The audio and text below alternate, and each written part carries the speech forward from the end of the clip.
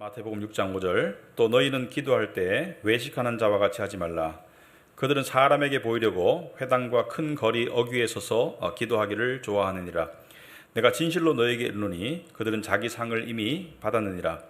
너는 기도할 때 내 골방에 들어가 문을 닫고 은밀한 중에 계시는 내 아버지께 기도하라. 은밀한 중에 보시는 내 아버지께서 갚으시리라.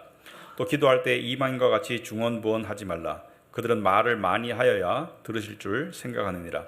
그러므로 그들을 본받지 말라. 구하기 전에 너에게 있어야 할 것을 하나님 너희 아버지께서 아시느니라. 그러므로 너희는 이렇게 기도하라. 하늘에 계신 우리 아버지여, 이름이 거룩히 여김을 받으시오며 나라가 임하시오며 뜻이 하늘에서 이루어진 것 같이 땅에서도 이루어지이다. 오늘 우리에게 일용할 양식을 주시옵고 우리가 우리에게 죄 지은 자를 사하여 준 것 같이 우리 죄를 사하여 주시옵고 우리를 시험에 들게 하지 마시옵고 다만 악에서 구하시옵소서.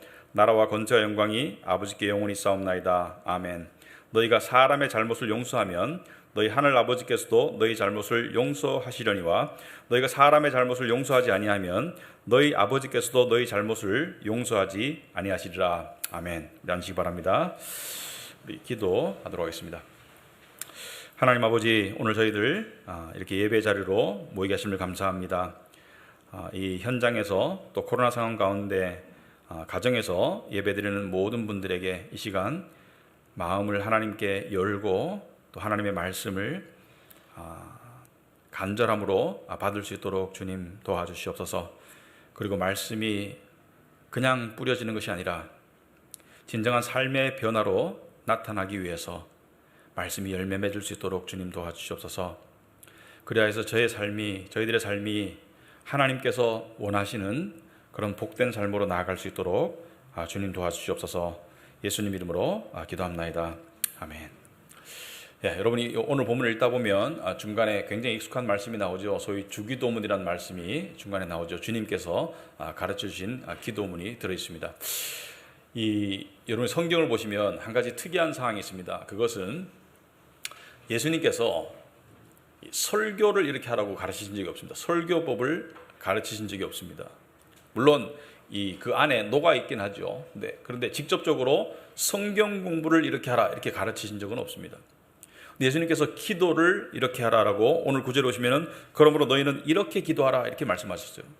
기도를 어떻게 하는지를 가르치고 계신다는 것은 그만큼 기도가 그리스도인의 삶의 핵심이라는 것을 이야기하고 있는 것 같습니다.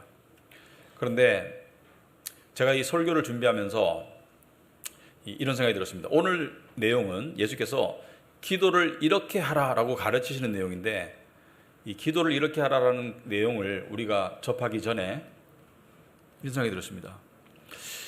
우리 스스로에게 한번 물어보자. 우리가 기도 생활을 제대로 하고 있는가?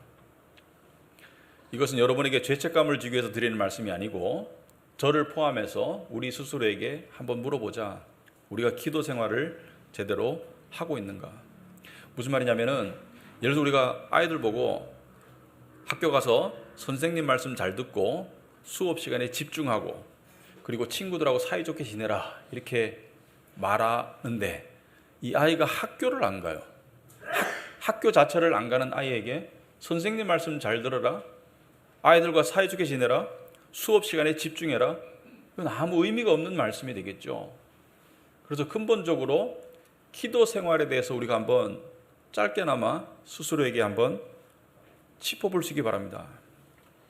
왜냐하면 오늘날 우리 그리스도인들에 있어서 삶에 있어서 가장 커다란 문제는 기도가 결여된 삶이라고 생각합니다. 그래서 스펄전 목사님이 이렇게 말했죠. 개인적으로 기도하는 일에 열의가 없습니까? 가슴 속에서 기도의 불이 희미하게 타오르고 있을 뿐입니까?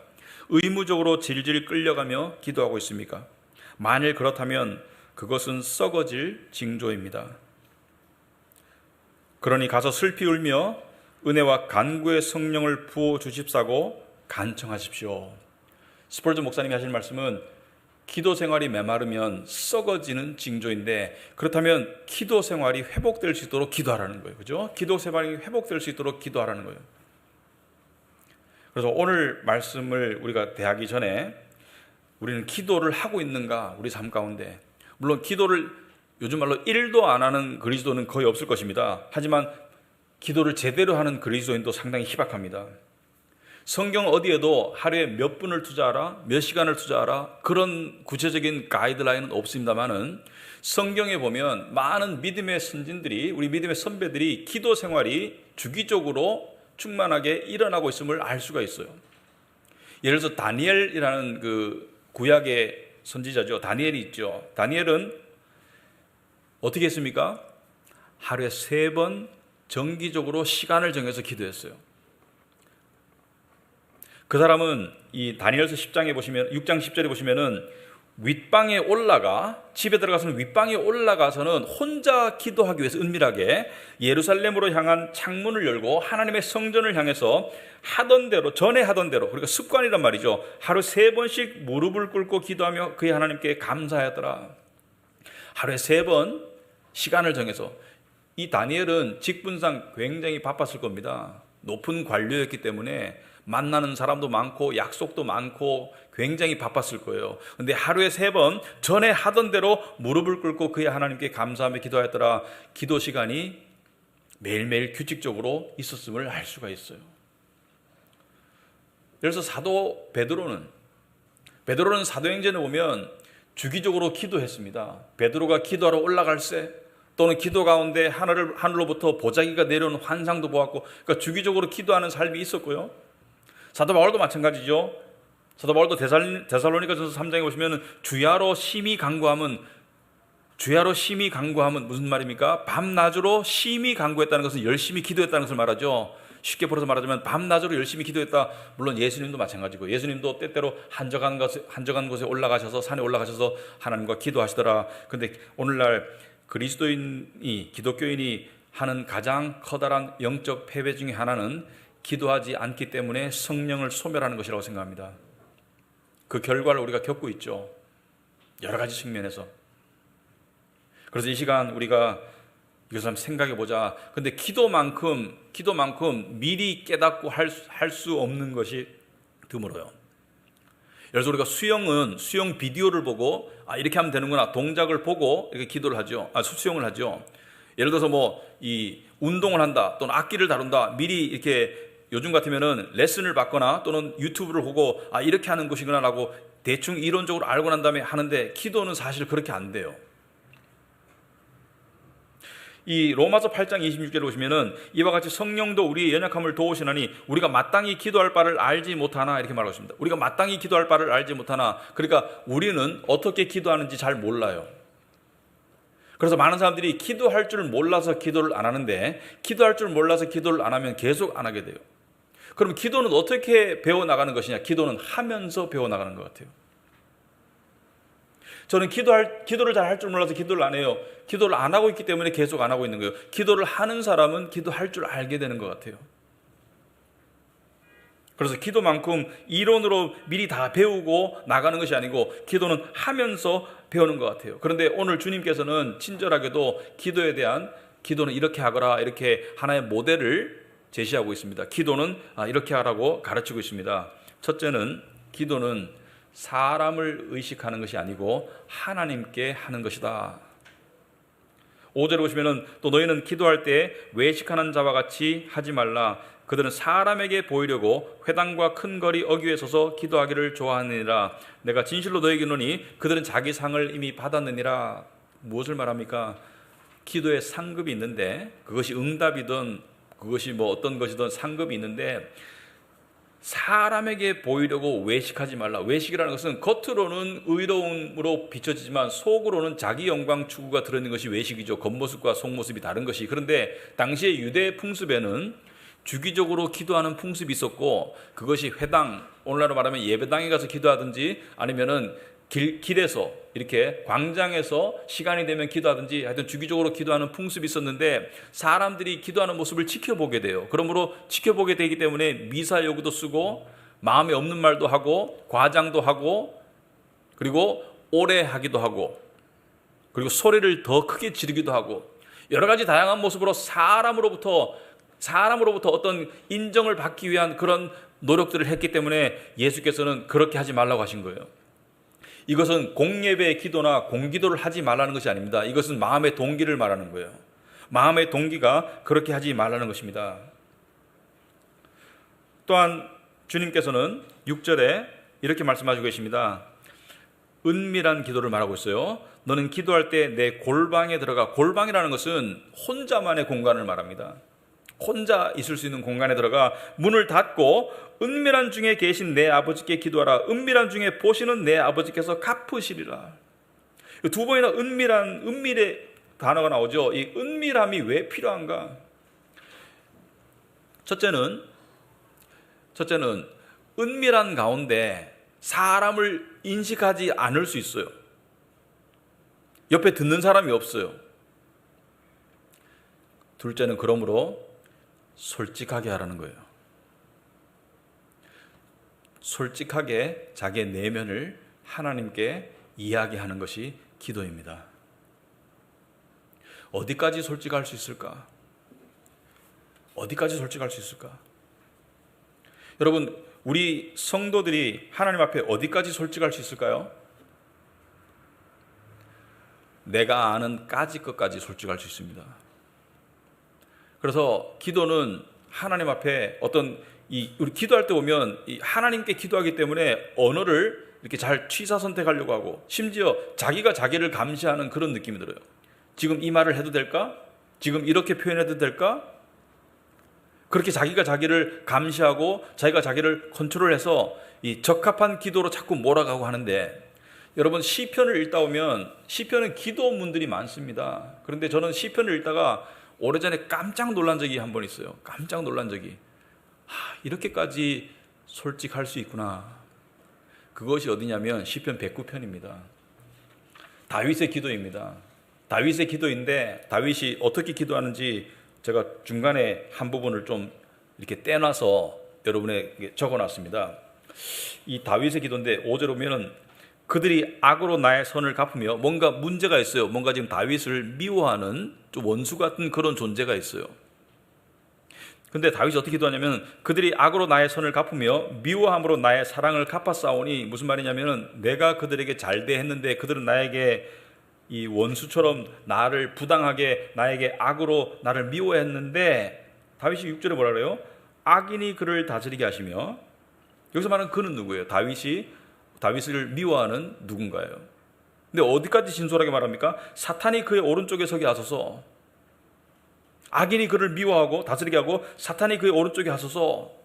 그리고 7절 오면 그가 심판을 받을 때 죄인이 되어 나오게 하시며 그의 기도가 죄로 변하게 하시며. 이 악인도 기도를 하는 사람이에요. 그런데 그의 기도가 죄로 변하도록 해주소서. 와, 여기까지가 끝이 아니에요. 점점 더 심해집니다. 8절 오면은 그의 연수를 짧게 하시며, 무슨 말이냐면은 이 강도가 점점 심해져요. 그러니까 일찍 죽게 하소서 이런 말입니다. 그의 직분을 타인이 빼앗게 하시며, 그러니까 실직하게 해달라는 거예요. 또는 좌천되게 해달라는 거예요. 그리고 더 나아가서 좀 더 나가요. 앞에는 연수를 짧게 해달라는데 그의 자녀는 고아가 되고 그의 아내는 과부가 되게 하소서. 그의 자녀가 고아가 되고 그의 아내가 과부가 될 수 있는 길은 뭐예요? 그 사람이 죽어야 돼요.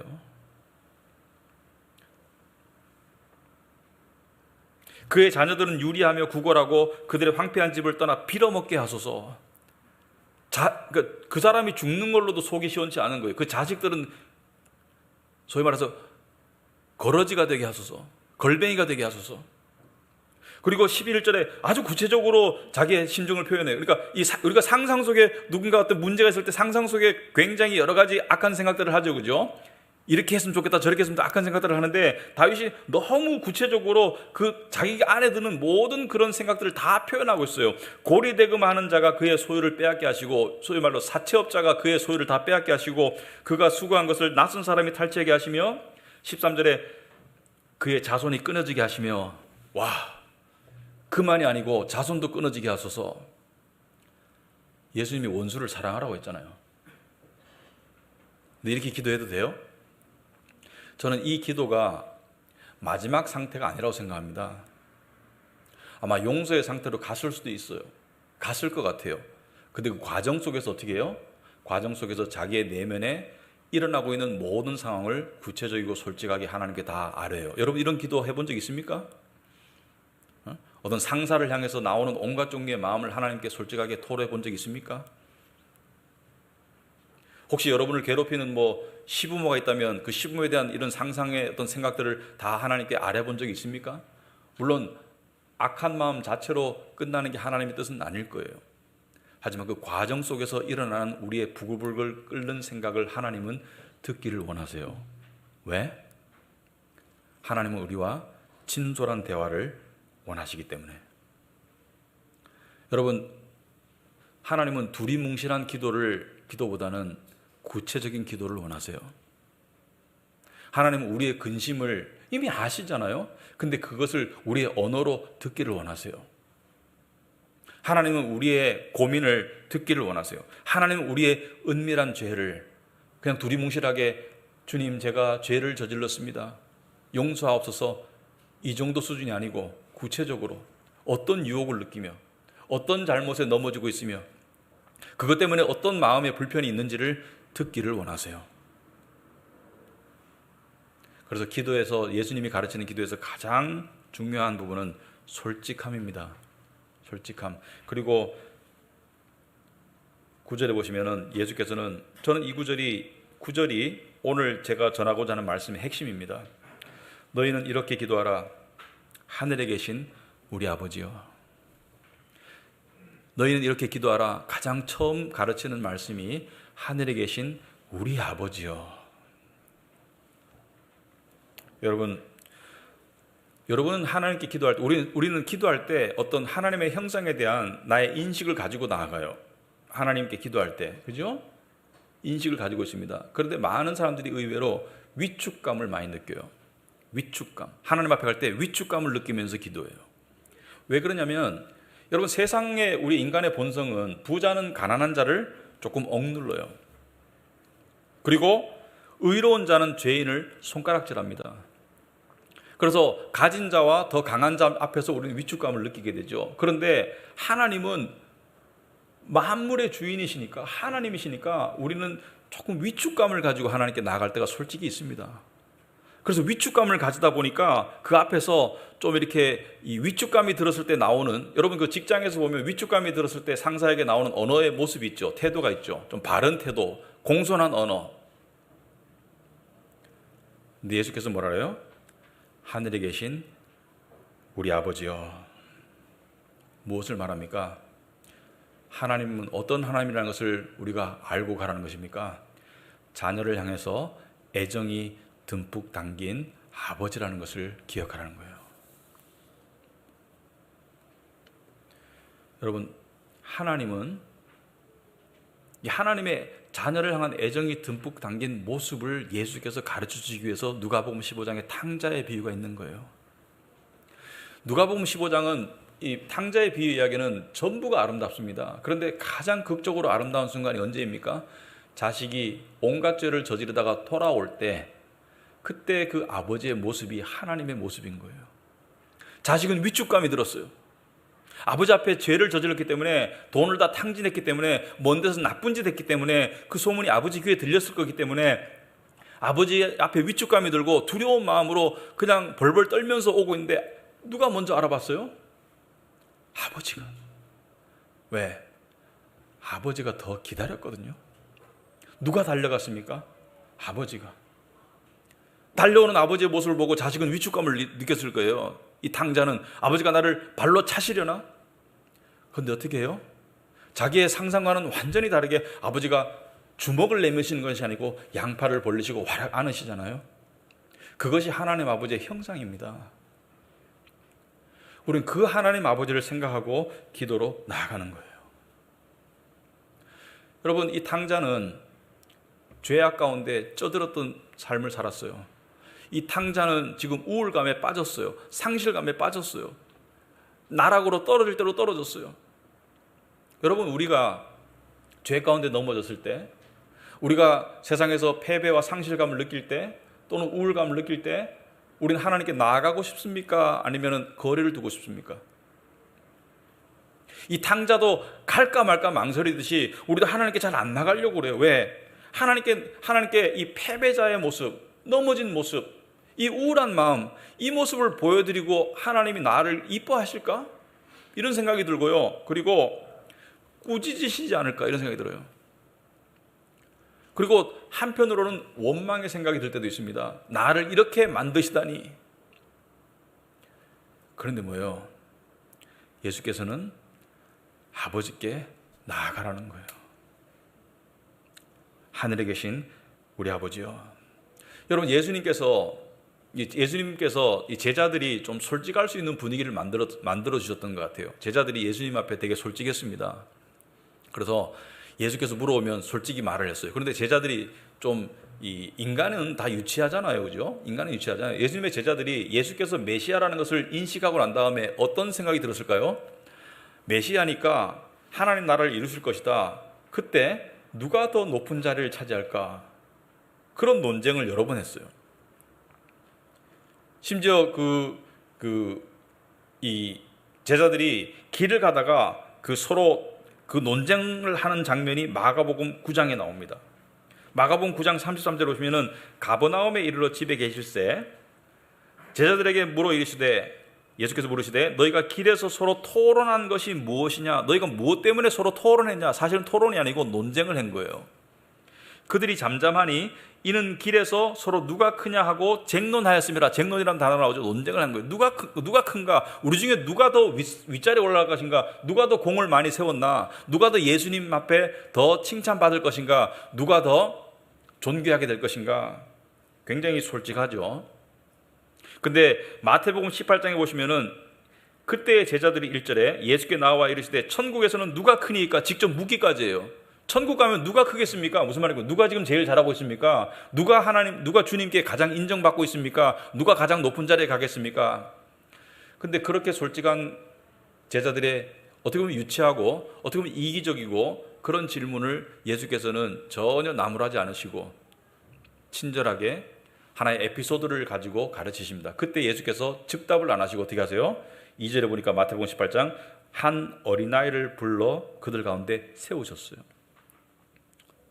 요즘에는 아이들이 우상이지만 제가 지난번에 말씀드렸지만 아이들이 우상화된 것은 19세기 일입니다. 우리나라에도 옛날에 아이들은 할아버지하고 밥 같이 못 먹었어요. 이 당시 아이들은 하나의 수단에 불과했습니다.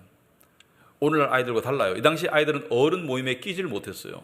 어디 아이들이 어른 모임에 끼냐고 아이들을 이렇게 냉대하고 아이들을 좀 이렇게 하대했던 그런 문화 속인데 예수께서 한 어린아이를 불러 그들 가운데 세우시고, 제자들이 봤을 때 깜짝 놀랐겠죠. 지금 우리가 묻는 질문은 천국에서 누가 크냐라고 물었는데 어린아이를 세우시고 뭐라고 말씀하십니까?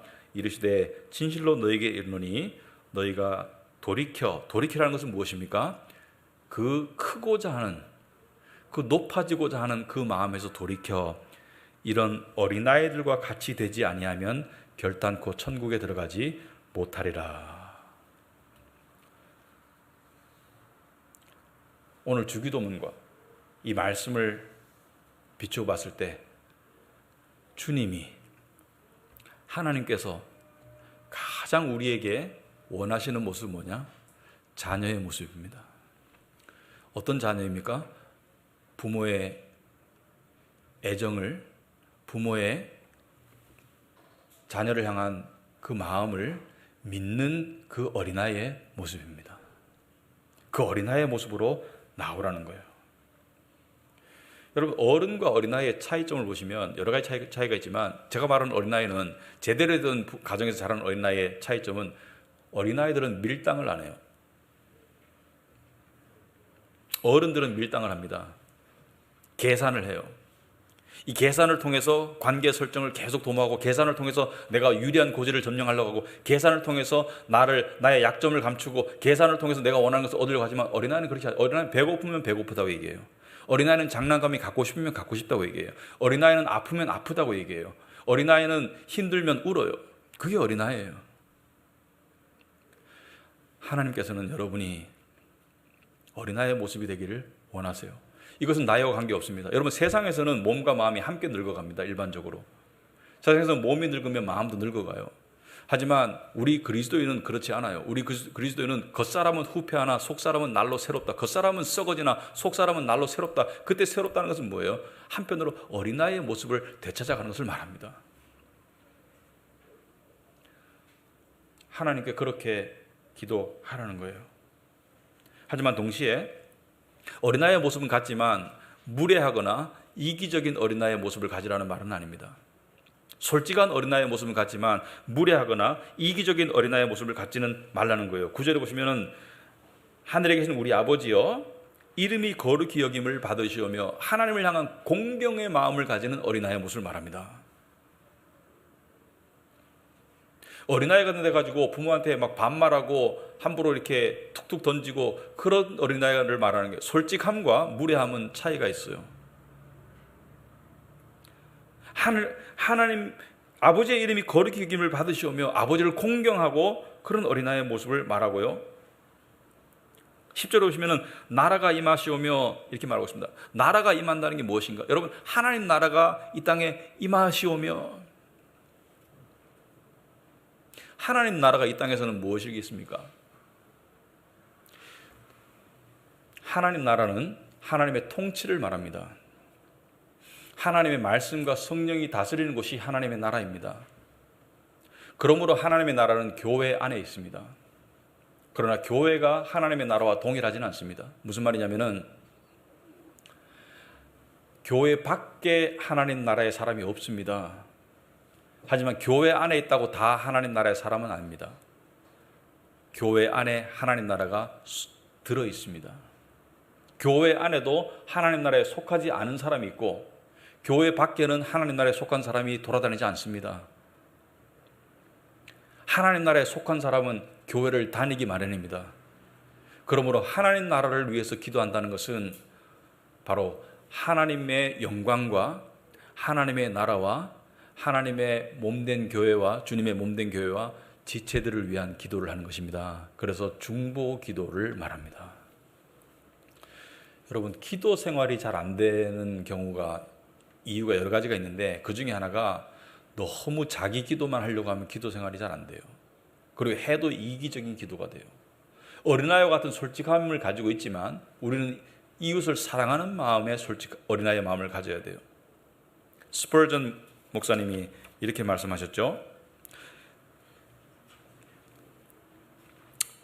기도할 제목이 없습니까? 그럼 교회를 위해, 목회자의 사역을 위해, 여러분 자신의 영혼을 위해, 자녀들과 친척들을 위해, 여러분의 이웃과 나라를 위해, 그리고 온 세계에 하나님의 진리와 복음이 전파되기를 위해 기도하십시오. 여러분, 성도님들 중에 가끔 이렇게 기도의 보석 같은 성도님들이 있어요. 뭐냐면은 다른 지체들의 기도 제목을 들으면 그것을 기억하거나 기록하더라고요. 그리고 실제로 기도를 합니다. 그리고 다음에 시간이 지나는데 만났을 때 그때 그 제목으로 내가 기도하고 있었는데 어떻게 되었습니까? 라고 물어봅니다. 굉장히 아름다운 기도의 모습입니다. 우리가 이 어떤 사람들의 지체들의 어떤 그 상황을 듣고 난 다음에 기도하겠습니다. 그것이 거짓말이 될 때가 있습니다. 립 서비스가 될 때가 있습니다. 그런데 기도가 풍성하기 위해서는 중보 기도가 반드시 돼야 됩니다. 기도를 필요한 사람을 위해서 기도하는 사람은 기도하는 사람에게도 은혜를 끼치지만 자기의 마음에도 열매를 맺습니다.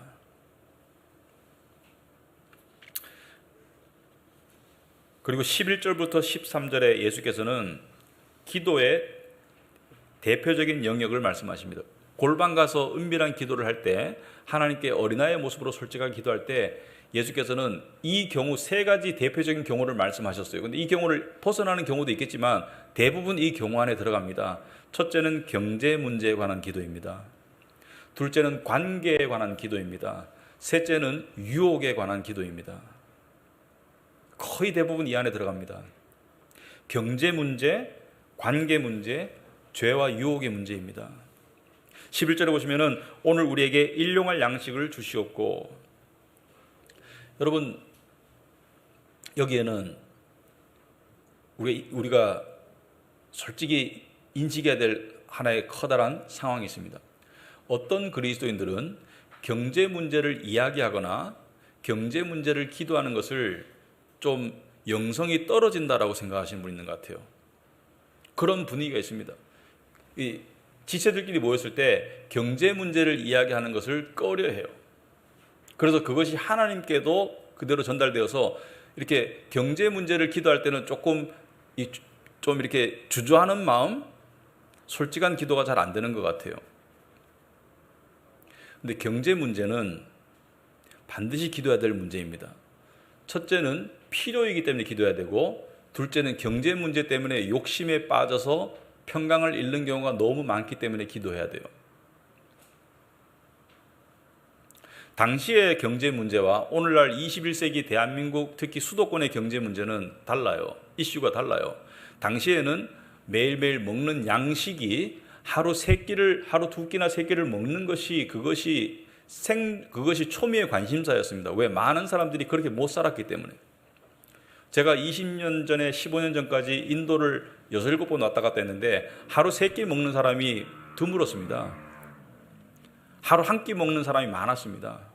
이들에게는 일용할 양식을 주시옵시고 이것이 그 상황에서는 가장 절실한 기도예요. 이 사람들이 자동차를 주옵소서 기도 안 합니다. 왜? 지금 하루 3끼 먹는 게 가장 절실한 기도예요. 그러나 우리에게 하나님 아침, 점심, 저녁 다 먹게 해주세요. 이런 기도 잘 안 나올 거예요. 우리의 초미의 관심사는 그게 아닙니다. 상황마다 달라요. 하지만 경제 문제라는 상황에서는 똑같습니다. 좀 더 구체적으로 말하자면 우리는 집 문제로 고민하고 있습니다. 그것이 집을 구입하는 문제든 전세 문제든 월세 문제든 대도시에 살면서 집 문제로부터 자유로운 사람은 별로 없습니다. 그리고 비록 이루었다 하더라도 욕심의 문제가 따라오게 되어 있습니다. 상대적 박탈감의 문제가 따라오게 되어 있습니다. 그리고 두 번째, 저축과 투자의 문제입니다. 많은 사람들이 미래를 위한 저축과 투자. 자, 저축과 투자가 죄인가 아닌가? 저축과 투자가 어디까지가 성실함이고 어디까지가 욕심인지 이 선을 분명히 긋는다는 게 얼마나 어렵습니까, 여러분? 제가 이렇게 다른 목사님이나 또는 신문 기사나 또는 어떤 성도님들과의 대화를 통해서 이렇게 넌지시 보면 지금 대한민국에서 저축만 하고 투자를 안 하는 사람은 거의 없다고 봅니다. 교회 안에서는 그것을 표현 안 할 뿐이지, 물론 표현하시는 분들도 있더라고요. 표현한다고 해서 정지하고 싶은 마음 조금도 없습니다. 성경에 투자하지 말라고 한 적 없어요. 여기서 말하는 투자는 다양한 투자를 말하죠. 예를 들어서 주식 투자. 근데 이것이 어디까지가 소위 말해서 덕이 안 되고 어디까지가 덕이 되는지 이거 굉장히 어렵습니다. 그런데 저는 이 부분이 굉장히 하나님께 솔직히 나가야 될 경제 문제의 영역이라고 생각합니다. 자, 투자를 하다가 이 손실이 오거나 또는 불안감이 들어가지고 평강을 잃고 있다. 하나님께 기도해야 될 영역이라고 생각합니다. 솔직하게 구체적으로 하나님, 제가 이런 부분에 투자를 했는데 이런 상황이 발생해서 마음이 이렇습니다. 하나님께 솔직히 아뢰 때 하나님께서 아마도 분명히 지혜와 갈 길을 알려주실 거예요.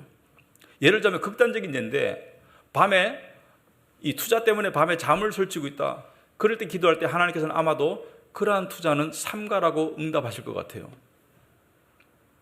또 정상적인 투자를 그래도 하고 있는데 마음이 불안하다면 하나님께서는 재물에 너무 마음을 두지 말고 그냥 좀 더 여유로운 마음으로 투자를 할 수 있도록 하나님께서 만들어 주실 것 같아요. 그래서 이것이 죄냐 아니냐의 문제가 아니고 결국은 내면의 상태가 중요하다고 생각합니다. 어떤 목사님이 이렇게 설교를 하셨어요. 강남의 어떤 목사님인데, 그런데 강남에 사는 성도들한테 부동산이나 주식 투자하지 마세요. 절대로 하지 마세요. 근데 성도들에게 와닿지가 않죠. 왜냐하면은 성도들 입장에서는 자기들은 그것을 통해서 어떤 강남에 살고 있고 또 자식들도 있기 때문에 뭔가 이렇게 뒷바라지를 해주고 싶고, 그런데 그것이 그분한테는 그게 정답이 될 수 있어요. 하지만 모든 사람에게 다 적용될 수 있는 그런 사고는 아닙니다. 그런데 이 복잡한 경제 문제를 놓고 주거 문제를 놓고 하나님께 진솔하게 기도하라는 거예요. 그러면 그 속에서 하나님께서 어떤 부분은 멈추라고 하실 거고 어떤 부분은 계속하지만 하나님을 중심에 두고 하라고 할 거예요. 그러다 보면 하나님이 원하시는 건 뭘까요? 그 경제 문제 가운데 그 물질이 중심에 가는 상황으로부터 벗어나서 하나님을 중심에 두는 상황으로 우리를 인도하실 겁니다. 그래서 평강을 주실 거예요. 두 번째, 관계 문제입니다. 12절에 우리가 우리에게 죄 지은 자를 사하여 준 것 같이 우리 죄를 사하여 주시옵고 이렇게 말하고 있습니다. 우리가 우리에게 죄 지은 자를 사하여 준 것 같이 우리 죄를 사하여 주시옵고, 두 가지를 이야기하고 싶은데, 첫째는 내가 남에게 잘못했을 때 용서하는 것이 아니고 남이 나에게 잘못했을 때 용서하라는 것입니다. 남이 나에게 잘못했을 때 용서하라는 것입니다. 그런데 그 다음 말씀에 우리 죄를 사하여 주시옵고, 이 말이 조금 방해가 되는 경우가 있어요.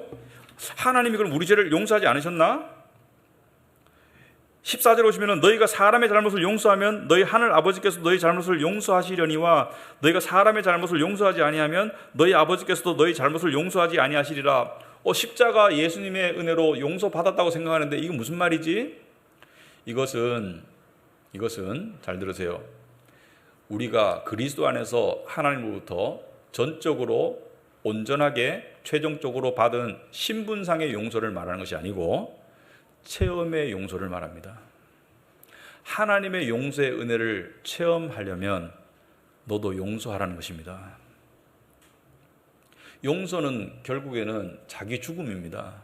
상대가 나에게 잘못했는데 나는 그 사람을 미워할 자격이 있다고 생각하지만 그것을 향한 자기 죽음의 순간에 하나님의 용서가 우리 안에 물밀듯이 들어온다고 생각합니다. 그 체험이. 그래서 용서는 결국 내가 받은 용서를 적용하는 거예요. 어떤 사람은 이러이러한 부분은 쉽게 용서하는데 이 부분은 용서를 못하겠어, 이런 부분이 있어요. 그런 경우에는 대부분 경우 자기는 그 잘못을 안 저질렀기 때문에 그런 사람을 용서를 못하더라고요. 그런데 그 이외에 다른 부분에서는 자기는 잘못하면서 이 부분만큼은 용서를 못하겠어, 이 부분만큼은 받아줄 수가 없겠어, 용서가 안 되겠어 라고 말하는 것은 그것 또한 자기 위선이고 자기 의에 불과합니다. 하나님께 수많은 죄를 용서받아 놓고 이웃의 한두 가지 죄를 용서하지 못한다면 어떻게 하나님의 용서를 체험할 수 있을까? 그럼 진정한 용서는 뭐냐? 어떤 분이 이 말씀을 읽고 난 다음에, 용서에 관한 말씀을 읽고 난 다음에, 원수를 사랑하는 말씀을 듣고 난 다음에 교회에서 자기가 미워하는 성도를 찾아갔어요. 그렇게 말합니다. 하나님이 나보고 당신을 용서하라고 하셨어. 용서할게. 근데 앞으로 나한테 말 걸지 마. 진정한 용서는 내면의 마음에서 해결받는 거예요. 그래서 기도가 필요한 거예요. 그게 쉽게 저절로 됩니까? 한순간에 그런 용서가 됩니까? 절대로 안 됩니다.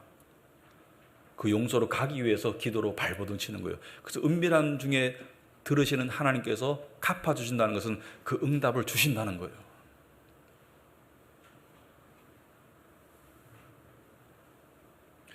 저는 결론적으로 예수님께서 용서를 통해서 용서의 은혜를 맛보라는 것이라고 생각합니다. 용서를 통해서 용서를 맛보라. 그리고 마지막으로 예수님께서는 유혹에 대해서 기도하라고 해요. 유혹과 죄에 대해서. 13절 오시면은 우리를 시험에 들게 하지 마시옵고 다만 악에서 구하시옵소서. 시험에 들게 하지 말래요. 유혹 가운데 빠지지 않도록 해달라. 죄 가운데 빠지지 않도록 해주세요라고 기도하라는 겁니다. 왜 그렇습니까? 그만큼 죄에 빠지기가 쉽기 때문입니다. 여기서 말하는 시험은 성경에 두 가지 종류로 쓰여져 있습니다. 시험은 고난의 시험이 있고 그 다음에 죄와 유혹의 시험이 있습니다. 그런데 고난의 시험은 면제해달라고 기도하라는 것이 아니에요. 왜냐하면 고난 없이 성화가 없습니다. 고난 없이 사랑이 자라지 않습니다. 그러므로 그러한 욥이 받은 그런 고난을 통한 믿음이 단단해짐, 그런 고난으로부터 구해달라는 것이 아니라 여기서 말하는 시험은 뭐예요? 유혹의 시험을 말합니다. 유혹에 빠지지 않도록 기도해달라. 여러분은 어떤 종류의 유혹에 시달리고 있습니까? 다양한 종류의 유혹이 있을 것입니다. 첫째는 아마도 객관적으로 살펴보면 돈 문제에 대한 유혹이 가장 많을 것 같습니다. 일반적으로. 돈 때문에 가지고 있는, 돈을 벌어서 가지는 교만의 유혹입니다. 돈이 없어서 느끼는 그 박탈감의 유혹, 또는 나보다 더 가진 사람을 향한 시기심의 유혹, 욕심의 유혹, 탐심의 유혹, 그것이 오늘날 얼마나 팽배할 수 있는지 몰라요. 오늘날처럼 이 다양한 그러한 상황 가운데 급속도의 부를 이루는 그러한 시대가 없었다고 생각합니다. 투자를 했는데 100배를 벌었다, 1000배를 벌었다, 이런 얘기들이 그냥 자주 등장하는 것 같아요. 그래서 아까 우리 그 죄의 고백 시간에 얘기했지만 성실함으로 살아가는 사람들이 박탈감을 느낄 수 있는 시대가 맞습니다. 그러나 거기에 박탈감과 시기심과 탐심에 빠지는 것은 유혹이고 죄입니다. 상대적 박탈감도 죄예요. 상대적 박탈감으로 자기 연민에 빠지는 것도 죄입니다. 유혹입니다. 또 어떤 게 있을까요? 성적인 유혹이 있습니다. 음란물에 대한 유혹이 있을 겁니다. 특히나 결혼 연령이 늦어지면서 성적인 유혹이 팽배해 있습니다. 또 어떤 유혹이 있을까요? 저는 대한민국 문화에서 비교의 유혹이 있다고 생각합니다. 비교. 그것이 물질이든 외모든 무슨 지위든 성공이든 그런 유혹이 있다고 생각합니다. 그리고요, 나이가 들면서 유혹이 바뀌어요. 젊었을 때 느끼는 유혹과 나이가 들어서 느끼는 유혹이 달라집니다. 나이가 들면서 강화되는 유혹이 있습니다. 젊은 사람들이 이해를 못하는 유혹이 명예욕입니다. 그래서 나이가 들면 한 자리 하기 위해서 막 싸우고 막 뇌물 주고 그런 모습이 많이 보여요. 교회 안에서도 있어요. 교회 안에서도 소위 말해서 예를 들어서 노회장, 총회장을 하기 위해서 엄청난 금권이 동원되는 경우가 있습니다. 왜냐하면 명예욕입니다. 명예욕. 그런데 우리가 이런 유혹에 넘어질 때 기도가 잘 안 돼요. 왜? 유혹에 넘어진 상태에서 지쳤고 죄책감도 들고 기도가 잘 안 돼요. 그리고 이렇게 패배하도록 만든 하나님을 향한 원망도 가지고 기도가 안 돼요. 그런데 그럴 때 기도할 때요, 진솔하게 내가 이 나이에도 이런 유혹을 느껴야 되나라고 생각하는 그것이 바로 기도 제목입니다.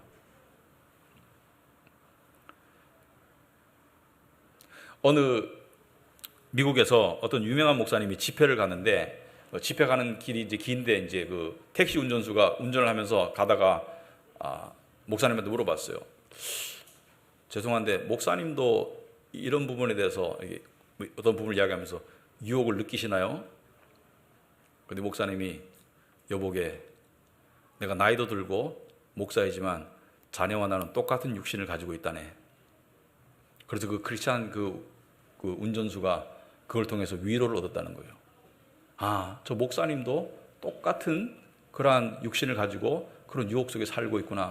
그런데 저 사람은 그 유혹을 벗어나기 위해서 저렇게 노력하고 있구나. 여러분, 유혹으로부터 자유롭다고 생각하는 사람은 위선입니다. 그것은 나이를 막론하고 유혹의 종류가 다를 뿐이지 육신이 살아있는 동안에는 유혹으로부터 자유로울 사람은 없어요. 그래서 기도하는 거예요.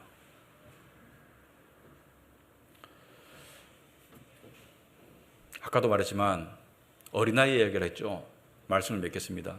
여러분, 부모와 같이 사는 분들도 있겠고 부모를 떨어져 사시는 분들도 있겠고 부모가 돌아가시는 분들도 있을 겁니다. 그런데 만약에 고향을 떠난 자식이 도시에 가서 일을 해요. 근데 그 부모가 자식을 정말 사랑하는 그런 부모라면 자식으로부터 가장 원하는 게 뭘까요? 요즘 시쳇말로 그런 거 있죠. 딴 거 다 필요 없고 돈만 보내라. 그건 우리의 그 요즘 문화를 세태를 빙자한 말이고, 부모가 가장 원하는 게 뭘까요?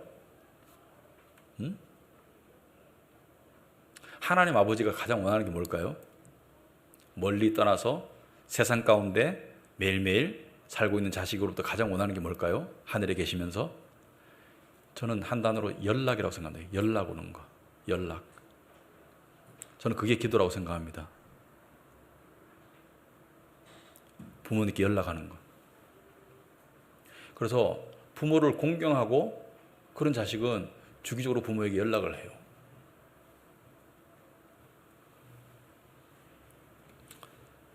왜 하나님께 연락해야 됩니까? 다른 거 다 필요 없고요. 하나님이 그토록 우리의 연락을 기다리세요.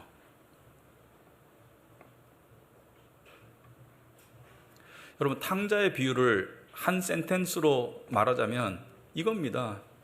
네가 어디에 있든지 무슨 일을 했든지 심지어 무슨 짓을 했든지 연락하거라.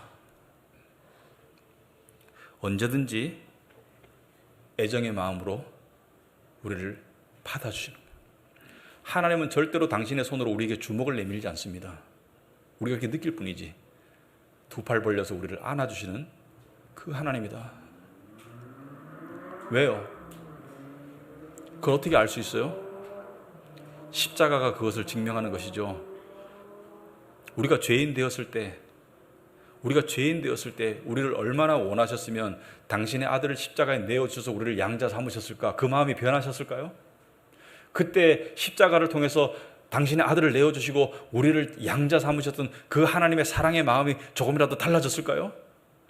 달라진 것이 있다면 우리의 마음이에요. 우리를 향한 하나님의 마음은 조금도 변하지 않습니다. 왜? 하나님은 절대로 변함이 없으시기 때문에.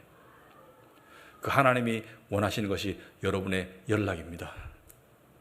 오늘 밤부터 하나님께 진솔한 마음으로 다가가시기 바라고, 마음에 일어나는 온갖 종류의 유혹과 생각과 어려움들, 이런 것까지 다 얘기하면 하나님 나를 싫어하지 않을까? 그 부분을 말씀하세요.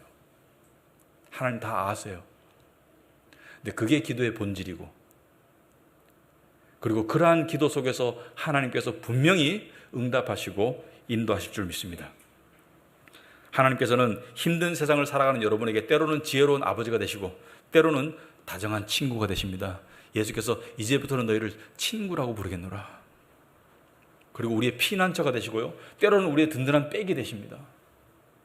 하나님은 우리에게 필요한 온갖 것 그 이상이 되실 수 있는 분입니다. 그분이 우리의 연락을 기다리고 계세요. 그게 기도입니다. 그러한 삶으로 나아가는 저와 여러분이 되시기를 축원합니다. 기도하겠습니다.